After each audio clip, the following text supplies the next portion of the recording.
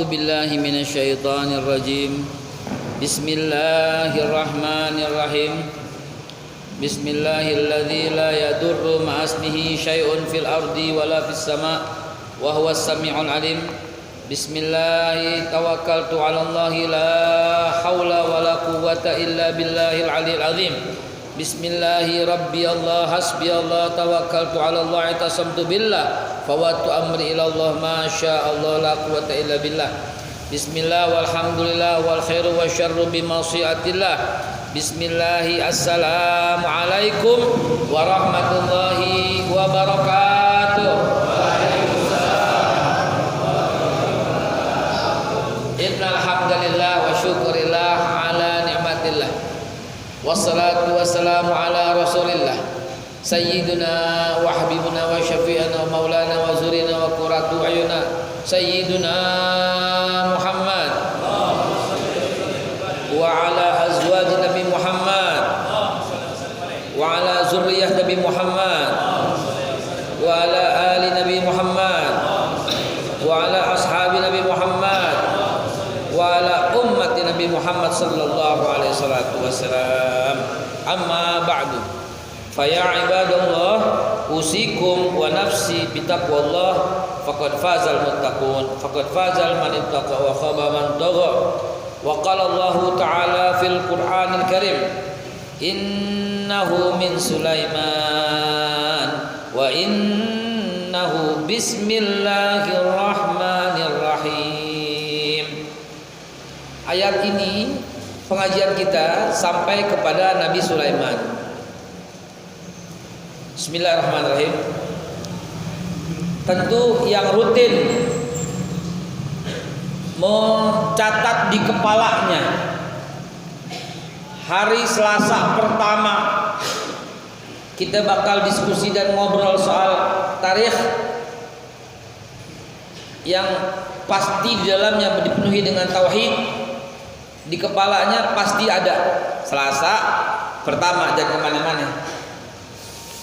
Jadi nyambung terus jemaah, ya nyambung terus. Tadi malam, kemarin malam, saya masih bikin materi untuk pengajian sampai jam 2:30 dini hari. Kemarin malam. Saya otak-otik cari. Rupanya insya Allah kalau rajin dan begadang untuk melihat ilmu dapat semua. Nah itu buat kelanjutan pengajian kita. Itu yang saya cari udah sampai tahun 1804 tentang Indonesia. Cuman kita belum sampai ke situ. Makanya jangan kemana-mana. Selasa pertama insya Allah kita ngaji sejarah. Hari ini sampai ke Nabi Sulaiman karena kita udah bahas Nabi Ibrahim, Nabi Ismail, Nabi Ishak, Nabi Yakub, Nabi Yusuf, Nabi Musa. Kelanjutannya Nabi Sulaiman. Loh, kan ada lagi yang lain. Iya. Memang sengaja kita ambil poin-poinnya agar dapat satu tarik lurus garis gitu. Kalau cerita Nabi Harun kan cuma sedikit, mendampingi Nabi Musa. Kalau cerita Nabi Ayub, kesabarannya. Kalau cerita nabi-nabi yang lain, ya banyak di lingkungan di kekhususannya masing-masing. Yang kita bahas di sini kekhususan daripada tauhid. Di dalam surat An-Naml, surat yang menceritakan banyak tentang Nabi Sulaiman. Kenapa dinamakan surat An-Naml? Karena Nabi Sulaiman hampir saja menginjak semut. Memang subhanallah ya. Kalau kita baca Al-Quran, a'udzubillahi minasyaitonirrajim. Innamal mu'minuna alladzina idza dzukirallahu wajilat qulubuhum wa idza tuliyat 'alaihim ayatu zadathum imana. Surat ini disebut surat An-Naml. Semut. Semut. Di ayat yang keberapa Allah sampaikan semut itu? Coba. Ayo same-same.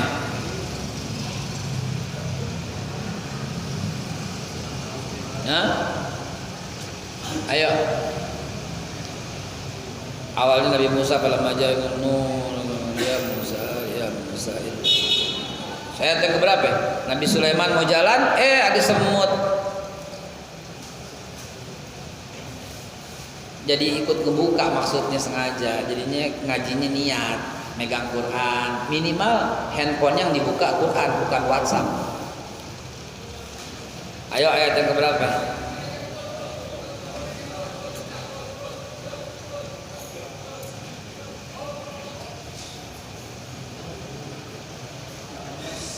Iya 18. Ya, baca artinya. Hatta iza atau ala. Ayo. Hatta iza atau ala wadin naml. Qalat namlatun.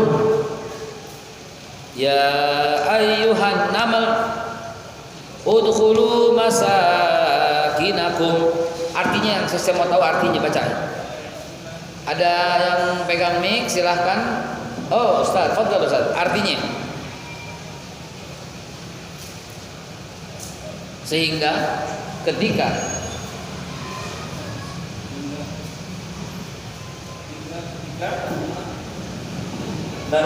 mereka sampai di lembah tersebut, berkatalah seekor semut, wahai semut-semut, masuk ke dalam sarang-sarang agar kamu tidak diinjak oleh Sulaiman dan bala tentaranya, sedangkan mereka tidak menyadari. kalau kita lihat nih ayat, kalau dibaca artinya ya biasa aja. Tapi kalau kita lihat struktur bahasanya, Allah sampaikan bukit yang ada banyak semut. Tapi tahu-tahu qalat, kok pakai ta? Mestinya qala aja. Namlatun, kok pakai tak marbutoh? Namlatun, bukan naml aja. Begini. Martina, laki perempuan. Martinah, laki perempuan. Martin, Lutfi, Lutfiyah,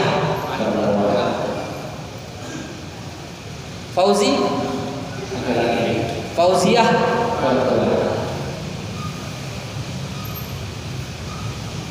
udah kebayang? Udah kebayang?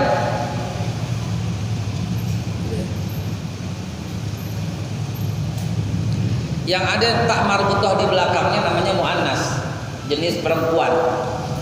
Di Indonesia juga begitu kata-katanya. Helmi, laki perempuan. Laki. Helmiah, perempuan. Coba aja gitu aja. Coba silakan aja. Ya berlaku yang bahasa Arab. Kalau basit, basitoh. Kadir, kadiroh. Yandi, yandiah. Kayaknya nggak pas. Tapi kalau bahasa Arab memang pas. Kok ketika Allah bilang semut, ya semut. Suratnya juga surat An-Naml semut. Tapi begitu ada yang memerintahkan, kok namlatun, namlah, kok perempuan? Emang zaman dulu ada mikroskop? Emang zaman dulu Nabi Muhammad ngeker dulu, ini laki, semutnya laki atau perempuan? Mikirnya ke situ. Mikirnya ke situ. Yang tulis Zaid bin Sabit. Emang Zaid bin Sabit waktu nulis ngeker dulu pakai mikroskop, laki dan perempuan deh. Atau Nabi Sulaiman deh, emang udah ada Di sini yang dibilang zadathum imana, bertambah iman. Kenapa?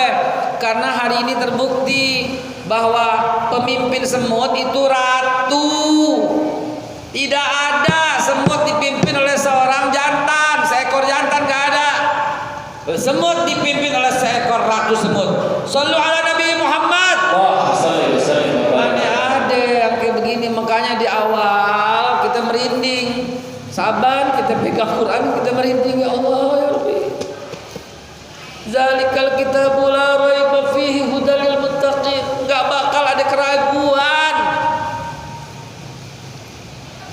Makanya biasain pakai Quran tuh yang begini gitu loh. Maaf ya, ini yang begini nih yang begini. Biar kita bisa menghormati mushaf. Ya Allah ya Rabbi, kita pegang, kita peluk. Jangan cuma handphone doang gitu loh, ngaji pakai handphone sampai celentang, jangan. Ganti baju mau Quran. Kenapa mau Quran, saudara? Man arada ayyatakallama ma'allah falyaqra'il Qur'an. Siapa yang ingin bercakap-cakap dengan Allah, yatakallama ma'allah falyaqra'il Qur'an, maka bacalah Al-Qur'an. Khairukum, sebaik-baik kalian, man ta'allamal Qur'an wa 'allamah. Lihat ini surat, Masya Allah, kita merinding. Qalat namlatun, sebentar. Tadi Allah sebut an-naml, digandeng lagi biar kita engah. Digandeng. Ketika Nabi Sulaiman ngelewatin sebuah bukit semut ya umum, nggak disebut laki perempuan. Qalat namlatun, tahu-tahu berkata semut. Yang ente baca berkata semut kan? Dalam terjemahan cuma berkata semut kan? Sebab pentingnya ngaji bukan saya guru, bukan banyak guru sih, bukan. Ini cuma motivator untuk membaca Al-Quran. Kok tahu-tahu Allah bilang qalat. Qalat berarti muannas, tunggal. Namlatun tahu-tahu. Subhanallah, dahsyat ya. Di dalam surat An-Naml ini 7 kali Allah jelaskan kuis. 7 kali Allah jelaskan bahwa Nabi Sulaiman seorang yang beragama Islam. Kan kita ngajinya meluruskan tauhid dengan memahami sejarah peradaban. Dari kemarin kita udah cerita sampai Fir'aun aja waktu mau meninggal berkata apa? Saya orang Islam. Itu pertemuan bulan lalu kan, jangan dilupain. Nah, setelah Nabi Musa wafat, nyambung sedikit, bismillah. Setelah Nabi Musa wafat, ayatnya Al-Baqarah 246.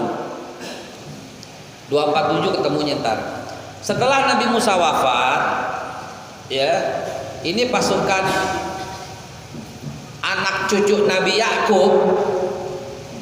Anak cucu Nabi Yakub, anak cucu itu Bani Yakub, itu nama lainnya Israel. Setelah anak cucu Nabi Yakub, setelah Nabi Musa wafat, anak cucu Nabi Yakub alias Bani Israel kocar kacir karena pemimpinnya nggak ada, gitu ya. Karena Nabi Musa dia nabi, dia leader. Nabi Sulaiman dia nabi, dia raja. Nabi Muhammad dia Rasulullah SAW, beliau nabi, beliau pemimpin umat. Nabi Ayub biasa aja, dia nabi, dia seorang tokoh di kampungnya. Nabi Ismail biasa aja, dia nabi, dia seorang tokoh juga biasa di kampungnya. Nabi Ishak begitu juga. Nah, Nabi Musa ketika wafat karena dia leader, dia pemimpin, dan di wafatnya didahulukan oleh Nabi Harun, maka umatnya berantakan karena nggak ada pemimpinnya.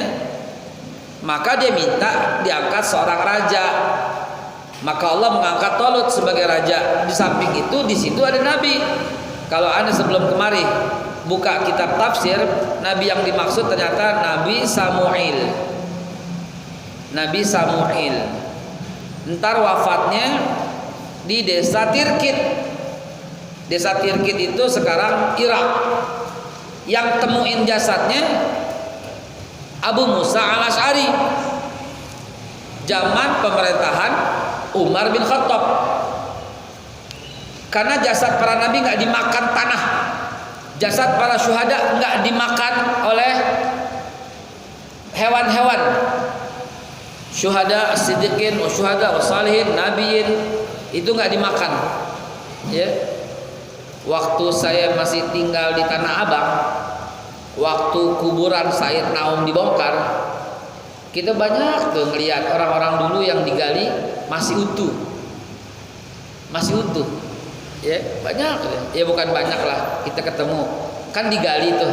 Waktu penggalian saya kan udah lumayan gede, lumayan inget tuh ya, waktu pembangunan Masjid Said Naum, dulunya kuburan dipindahin ke Rumnas, itu kita temuin tuh berapa, bahkan saya masih ingat yang orang yang rambutnya masih numbuh di lubang kubur. Waktu masih hidup rambutnya biasa segini, digali di dekat Punan yang gede banget ya, di belakang rumah saya di Tenabang. Itu begitu digali jasadnya utuh, bahkan rambutnya makin panjang, udah jadi segini. Katanya yang masih hidup temennya, dulu nggak segini rambutnya gitu ya. Nggak, ini sebagai bukti aja. Baik saudara sekalian dimuliakan Allah, Nabi Samuil ketemu jasadnya oleh Abu Musa al-Asy'ari karena memang ketajaman batin Umar bin Khattab. Wahai Abu Musa, kata Umar bin Khattab ketika ada pertempuran di Tirkit, Tirkit sekarang Irak, apabila kau menemukan Nabi Samuil, kata Umar bin Khattab, maka bagikanlah ghanimahnya. Jadi Nabi Samuil ini di tubuhnya penuh dengan permata. Jadi orang malah berkah, kata orang kalau orang sekarang ya, naruh duit gitu, ini naruh permata, maka jadi tubuhnya penuh dengan permata, cincinnya apanya semua penuh dengan permata, tangannya semua berlian intan gitu ya. Nah, Umar bin Khattab berpesan kepada Abu Musa al-Asy'ari, cincinnya doang balikin buat saya deh, katanya Umar bin Khattab. Kenapa? Karena cincinnya bergambar singa 2 ekor dengan dengan seorang anak di dalamnya. Singa 2, tengah-tengahnya seorang anak kecil. Siapa anak ini? Nabi Samuil. Kenapa dia dibuang? Oleh siapa? Oleh saudara-saudaranya. Sama dengan cerita, mengulang cerita Nabi Yusuf. Cuman ini diabadikan dalam cincinnya. Jadi dia dipelihara oleh singa. 2 ekor singa memelihara Samuil. Ini kisah hadis, Pak. Sayang, beribu-ribu sayang, ini adanya di cerita-cerita orang Nasrani. Padahal Nabi kita juga itu. Sama, Nabi Daud juga begitu heroiknya dia melawan tentara yang besar, ada di cerita Nasrani, ceritanya David and Goliath. Sedangkan Samuel ada cerita Nasrani namanya Nabi Samuel. Gitu. Ya. Jadi dengan membaca, dengan pengajian ini kita bisa menggali akidah kita. Oh, subhanallah, ini semua nabi muslim gitu ya.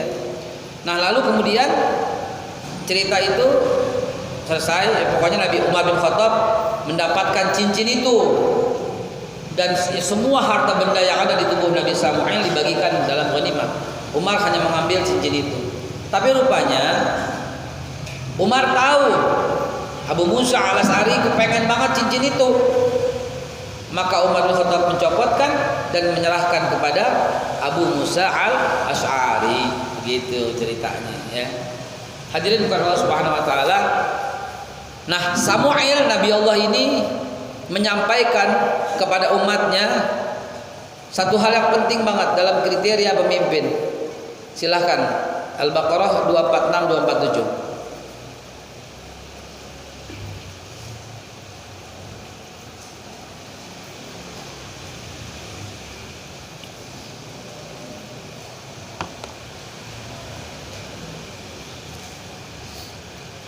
Ayo. Siapa saja yang sudah belum menemukan?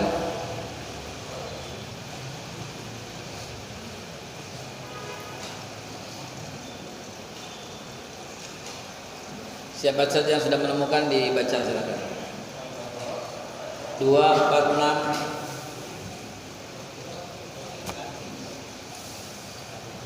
Tilka ayatul Qur'an kitabun mubin hudan wa busyra lil mu'minin alladzina yuqimuna as-salata wa yu'tuna az-zakata wa hum bil akhirati hum yuqinun. Innal ladzina la yu'minuna bil akhirati zayyana lahum ulaika alladzina su'ul azab wa hum fil akhirati humul. Ayo.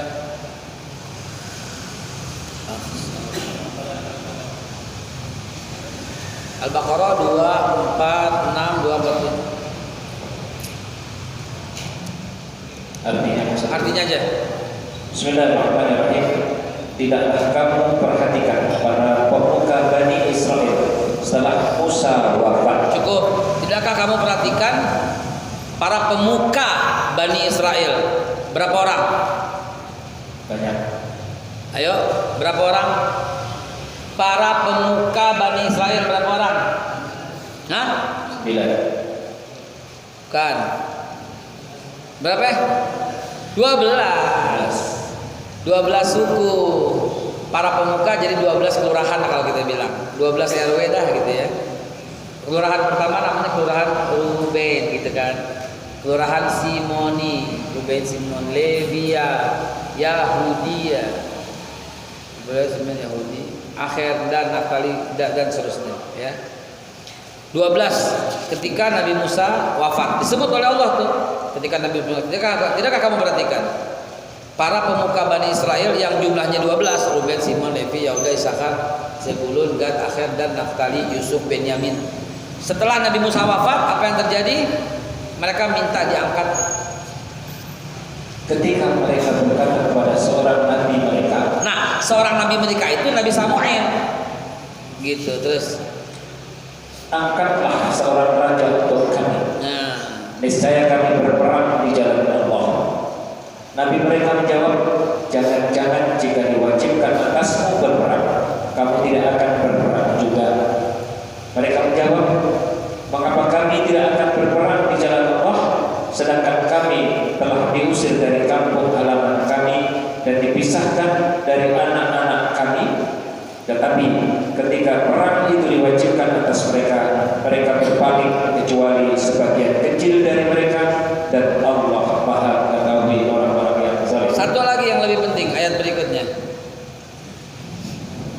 Dan Nabi mereka berkata kepada mereka. Dan Nabi mereka berkata, ya. Sesungguhnya Allah telah mengangkat Talut menjadi raja. Kan tadi minta angkatlah pemimpin. Nah Nabi ini bilang, Nabi Samuel bilang, oke, Allah sudah mengangkat pemimpin buat kita. Namanya Talut. Apa kata mereka? Protes lagi. Mereka menjawab, bagaimana Talut memperoleh kerajaan atas kami, sedangkan kami lebih berhak atas kerajaan itu darinya, dan dia tidak diberi kekayaan yang banyak. Nabi menjawab, Allah telah memilihnya menjadi raja kamu dan memberikan kelebihan ilmu dan fisik. Jadi Allah memberikan kerajaannya kepada siapa yang dia kehendaki, dan Allah Maha Luas, Maha Mengetahui. Jadi jemaah sekalian, subhanallah, ini ayat 247 luar biasa Al-Baqarah. Sebelumnya Yahudi belum jadi Yahudi, maaf. Habis ini akhir pertemuan sekarang jadi Yahudi. Sebelumnya Bani Israel kan bilang, angkat seorang raja biar kami bisa berperang. Oke, diwajibkan kalian berperang. Nggak jadi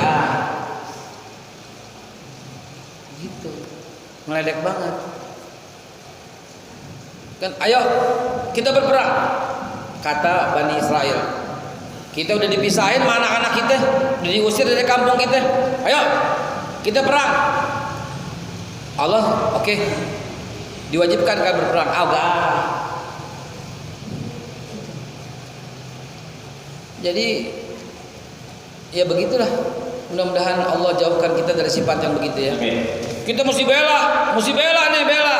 Begitu kejadiannya, lu aja, gua enggak. Ya Yahudi lo. Yahudi, mentalnya tuh Yahudi. Gitu.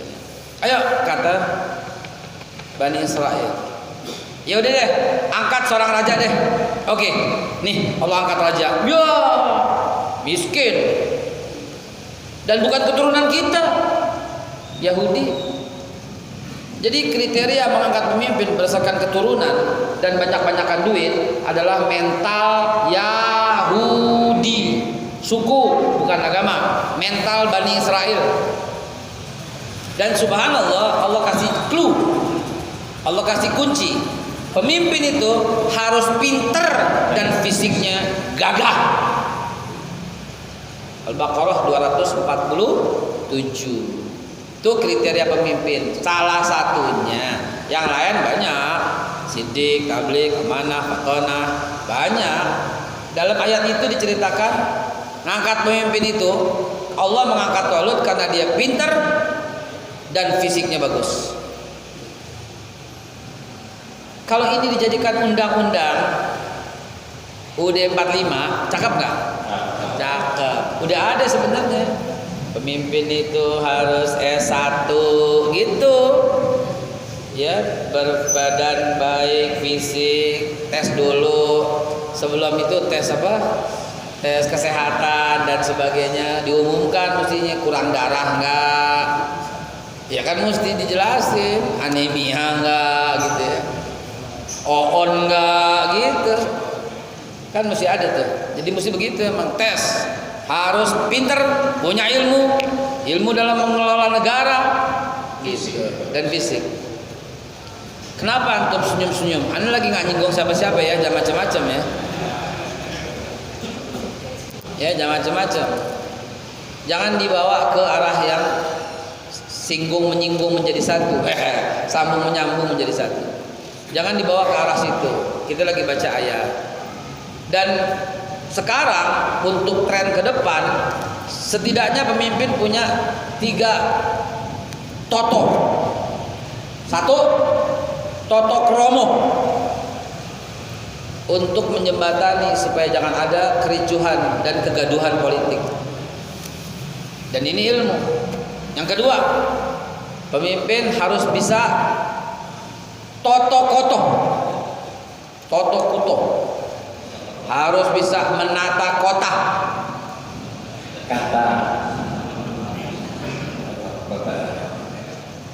Dan yang ketiga, baru dia akan bisa memimpin toto negoro. Jadi nomor 1, cangkemnya ini mesti rapi. Cangkemnya, mulutnya mesti rapi, tepat janji, enggak bohong, jujur, terpercaya. Kemudian dibuktikan dengan toto kromo tadi, toto kotak, tata kotaknya mesti rapi gitu. Ntar insya Allah jadi toto negoro. Udah, apa jadi politik lu pada? Hadirin bukan subhanahu wa ta'ala, itu dalil ya. Jadi balik lagi ke tauhid kita. Lalu kemudian akhirnya Allah subhanahu wa ta'ala betul-betul memenangkan Talut atas pemimpin. Ini masih panjang ayatnya ya, saya persingkat aja karena akhir hari ini di catatan saya, akhir ini adalah akhir Yahudi. Kemudian jemaah sekalian, datanglah, tak diduga ternyata pasukannya memang betul harus fisik yang kuat ya, pemimpin dan ilmunya jago ya. Ternyata yang datang itu segede-gede gaban gitu loh, Jalut, tinggi gede seperti raksasa gitu. Lalu bagaimana cara mengalahkannya? Maka raja pun kalau di dalam kisah Israiliyat dibuat dramatisir sekali. Ya, dramatisirnya bukan Jalut tapi seperti naga. Siapa yang bisa mengalahkan naga, kawin sama anak raja gitu. Nah, tapi dalam kisah Nasrani nggak begitu. David and Goliath gitu. Al-Quran Daud dan Jalut, nggak ada sayembara. Namun Nabi Daud dengan keahliannya karena tinggi nggak sanggup, dia membuat ketapel untuk menjatuhkan, dan akhirnya kena kepalanya jatuh, barulah diambil tombak dan dibunuh gitu. Ini kalau dikisahkan ada kali ya, mudah-mudahan orang yang jago yang animasi dibikin di TikTok kan keren, jangan joget mulu. Dibikin di TikTok bersambung lalu keren banget. Ujungnya apaan? Nabi Daud mengatakan fala tamutunna illa wa antum muslimun. Wahai kaumku, janganlah kalian mati melainkan dalam keadaan beragama Islam. Hanya ada dalam khayalan kah? Semoga ini tersiar ya. Siapa ini yang menyiarkan ini? Diandi ya. Tersiar pahala antum Haji Basit. Tersiar semua pahala antum ini supaya ini tersiar sehingga ada orang di luar sana, iya gue bikin gitu loh. Kan banyak orang yang bisa bikin kartun kan. Jangan menambah Nurul. Yang main TikTok tahu itu. Siap. Itu saya suka banget tuh ngelihat itu ya, kocak banget gitu ya. Nurul dari Bojong Gede gitu ya. Kartun bagus itu. Coba dibikin kartun begini. Oh, keren ya. Nah, jadi jemaah sekalian berkat Allah Subhanahu wa taala, akhirnya bagaimana? Akhirnya tolong nih, di dalam surat An-Naml 7 kali bermakna Islam. Yang salah satunya silahkan cari bocoran mulai ayat yang keberapa tuh? Ya, saking Allah mau menyampaikan, Sulaiman tuh orang Islam. Satu, Nabi Sulaiman mengatakan, Ratu Bilqis, datang lo ke sini, masuk Islam lo. Ada di sini, coba cari. Yang kedua, Nabi Sulaiman bilang, walaupun sehebat-hebatnya kerajaan, matikanlah kami dalam keadaan beragama Islam. Doa Nabi Sulaiman juga kepada umatnya supaya kita semua tetap dalam keadaan beragama Islam walaupun dengan kekayaan yang berlimpah kayak begini. Ratu Bilqis juga mengaku, aslamtu ma'a Sulaiman, ayat berapa tuh? 44 ya. Aku nih diislamkan dulu oleh Nabi Sulaiman. Gitu.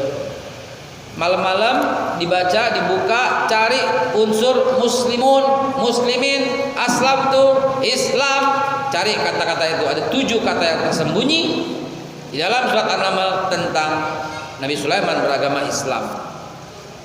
Kok Nabi Sulaiman nyambungnya? Iya, karena setelah Nabi Daud berhasil meruntuhkan Jalut, Nabi Daud dikawinin sama anak Raja Talut namanya Michal. Perkawinan Nabi Daud dengan Michal, lahirlah Sulaiman gitu.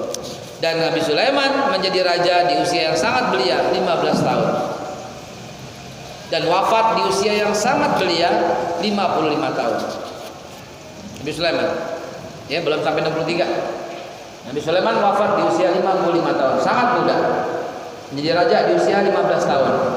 Kalau penelusuran saya bahkan 12 tahun. Ya. Nah, saudara sekalian dimulakan Allah, singkat cerita antum udah tahu Nabi Sulaiman gagahnya, kerennya, luar biasa. Ada apa namanya? Lagi memimpin rapat, burung hut-hut kagak hadir. Kemana nih si hut-hut? Telat. Saya terlambat, maaf. Saya dari Yaman terbang. Ternyata ada satu orang ratu yang pasukannya gede banget, luar biasa. Tapi dia nyembah berhala. Nih, kirimin surat, kirimin sana. Masuk nggak lo Islam? Masuk Islam, selamat deh. Nggak mau masuk Islam, gua kirimin aja harta benda, kirimin gitu kan, nggak usah masuk Islam. Tapi kalau kita lawan kita kalah, kata pasukan Ratu Bilqis. Kalau kita lawan kita kalah nih. Jadi gimana? Ya udah, kita kasih upeti aja deh. Dikasih upeti ya, segini kata Nabi Sulaiman. Segini doang upetinya. Bukan bilang kecil, bukan minta lagi, bukan. Kok merendahkan banget. dari sini keluar kitab Ta'lim al-Muta'allim, Kabbir al-Mutakabbirin, sedekah. Sombong kepada orang yang menyombongkan diri, sedekah. Kasusnya kayak begini. Ya, upeti cuman 40 peti emas doang. Hah, istana lo bawa kemari. Kumpul para jin. Siapa yang bisa bawa istananya tuh? Sama orang-orangnya, sama isi-isinya bawa kemari. Daripada lama jalannya. Jin bilang, ya Sulaiman, saya bisa bawa. Sebelum Tuhan bangun dari kursi, saya bawain. Ibrit memang luar biasa. Stop. Raja Sulaiman, sebelum ente kedip, nah udah ada. Kan tadi ente bilang sebelum kedip. Nengok, begitu nengok ternyata di sebelahnya ada istana Ratu Bilqis lengkap dengan semua orang-orangnya di dalamnya. Begitu keluar Ratu Bilqis bingung, di mana gue? Di mana ini? Sambut, bawa kemari. Oh, lu Sulaiman. Gitu, maju loh. Gitu. Kenapa begini? Nunduk, hormat, taat, dan dia masuk Islam. Gitu. Nah, begitu dahsyatnya Nabi Sulaiman kekuasaannya. Saya mau cerita sedikit. Ada dalam kitab Durratun Nasid. Ada seorang yang kerjaannya menangkap burung di zaman Nabi Sulaiman. Burung ini ngadu kepada Nabi Sulaiman. Saya nggak pernah bisa bertelur. Baru bertelur diambil. Siapa tuh kata Nabi Sulaiman? Itu tukang burung tuh di situ. Daerah Menteng Atas, Basit namanya tuh begitu. Jin kata Nabi Sulaiman, itu beresin tuh. Kalau dia ganggu burung, jatuhin. Singkat cerita, itu jin meniup, tidak sedikit pun bergerak, bahkan jin kecapean. Jin balik lagi, ya Sulaiman, ini orang luar biasa, kok nggak bisa saya jatuhin? Subhanallah, nggak mungkin kata Sulaiman alaihissalatu wassalam. Ya dengan karpet terbangnya Nabi Sulaiman dengan angin mendatangi. Bener tuh tukang burung lagi nyari telur buat makan. Begitu turun Nabi Sulaiman turun, ditanya, jin gue apa juga bisa dihempaskan oleh jin, kok lu nggak bisa? Siapa lu? Gitu kan, kurang lebih gitu ya. Siapa lu? Saya bukan siapa-siapa. Saya kamu telur burung, lagi nyari telur burung buat makan anak saya. Kok nggak bisa dijatuhin sama jin? Jin saya tuh kalah sama ente. Apa rahasianya? Ini dalam hadis, dalam cerita Durratun Nasid.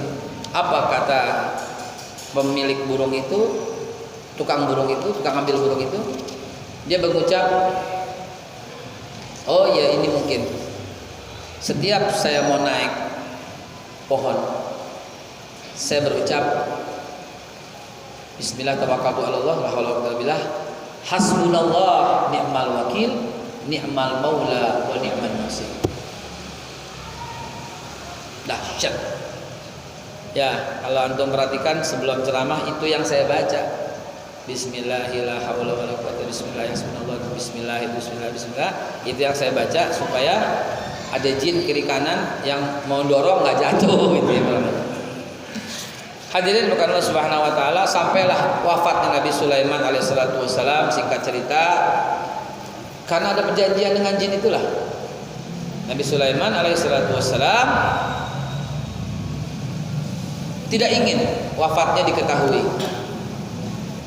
Wafat Nabi Sulaiman alaihissalatu wassalam, kalau ente berangkat sama aneh ke Masjidil Aqsa, lalu kita izin store paspor, kita ke lorong ke bawah, aneh unjukin sebuah tempat dari batu yang berusia kurang lebih tahun 1000 sebelum Masehi, kata mereka. Padahal dia nggak tahu tepatnya. Kita malah lebih tahu 930 sebelum Masehi. Itu masa Nabi Sulaiman. Itu ada bentuk batu yang luar biasa berbentuk sofa konon katanya singgasana Nabi Sulaiman, dan itu terus digali untuk mencari kerangka Nabi Sulaiman karena pesan dari Nabi Adam sampai Nabi Muhammad, dimanapun seorang Nabi wafat di situ dikuburkan. Masih lanjut dikit ya. Lanjut. Dimanapun seorang Nabi wafat di situ dikuburkan. Nabi Muhammad wafat di rumahnya, di situ langsung digali. Nabi Sulaiman wafat di situ langsung digali. Di mana wafatnya? Di singgasananya. Karena itu di bawah singgasananya digali terus untuk dicari sedalam apa. Allah alam bisawab. Ini Israel luar biasa biang kerok. Tapi dia beriman, maksud bukan beriman, dia percaya dengan cerita itu. Kecuali tongkatnya dimakan raya. Begitu baru deh. Coba siap. Udah semua. Ayo di sini. Ayo di sini. Saya izin sholat Isya di TV One. Di sini aja. Jadi saudara sekalian, begitulah kejadiannya. Nabi Sulaiman wafat, yang ditinggalkan apa? Harta yang luar biasa. Nah, karena yang ditinggalkan harta luar biasa itulah, membuat Hulu Balak dan anak Nabi Sulaiman ya Robeal itu sampai pecahlah kerajaan itu karena berebut harta yang luar biasa. Ya, harta yang luar biasa. Tolong jangan tutup, pulang ke rumah nonton TV, cari yang lucu-lucu, ketawa-tawa, ngakak, tiktokan, kelar, jangan. Mumpung masih hangat, tandain tuh di Quran. Oh, kata Sahaikal ada 7 kata yang menyebutkan Islam dalam surat An-Naml. Lingkerin 1, 2, 3, 4, 5, 6, 7. Lalu gabungkan dan artikan itu satu persatu dan lihatlah apa yang antum bisa lihat. Niscaya zadathum iman. Begitu ya. Hadanallah wa iyyakum ajmain. Ya, mudah-mudahan pada bulan depan kita bisa bahas kehidupan setelah Nabi Sulaiman. Bagaimana suasana Islam di zaman setelah Nabi Sulaiman. Ngeri. Siapapun yang ketemu orang Islam niscaya disalib oleh pasukan Yerobeam, hulu balangnya Nabi Sulaiman yang jahat. Ya. Anaknya Rahim ya. Sampai diganyang habis umat Islam di zaman itu. Yang tersisa tinggal keluarga Imran. Itulah ada surat Ali Imran. Saudaranya Imran namanya Nabi Zakaria. Anaknya Imran namanya Maryam binti Imran. Kan Maryam melahirkan Nabi Isa. Nabi Zakaria melahirkan Nabi Yahya. Nyambung semuanya. Dan semuanya berkata, "Fala tamutunna illa wa antum." Jangan kau mati dan kalian beragama Islam. Saking takutnya Maryam, dia membuat bilik tersendiri yang gak usah dilihat oleh orang. Namanya mihrab Maryam. Sampai sekarang masih ada di bawah kubah emas. Ini kubah emas, di bawahnya ada batu, di bawah batu ada ruangan. Ruangan itulah yang disebut mihrab Maryam, tempat ibadahnya Siti Maryam. Didatangi oleh malaikat dengan membawa buah-buahan. Makanya kaki jadi kepala, kepala jadi kaki. Kumpulin duit, berangkat bareng saya. Gitu. Insya Allah ya. Hadnallahu wa ikum ajmain. Ini nunjukin di mana-mana tempatnya, artefaknya masih ada sampai sekarang. Dilindungi oleh PBB, dijaga oleh pasukan laknatullah Israel. Ya, tiap hari dipegang kuncinya oleh mereka. Ya, mereka memegang kunci bersama saudara-saudara kita orang Palestina. Insya Allah ya. Kita berangkat tanggal 27 bulan Februari. Kalau nggak ada halangan, kalau nggak ada karantina. Kalau ada karantina kita mundur lagi. Ya, tergantung apa kata lu deh pemerintah. Wallahu a'lam bishawab. Hadanallahu wa iyyakum ajmain. Billahi taufiq wal hidayah. Assalamualaikum warahmatullahi wabarakatuh.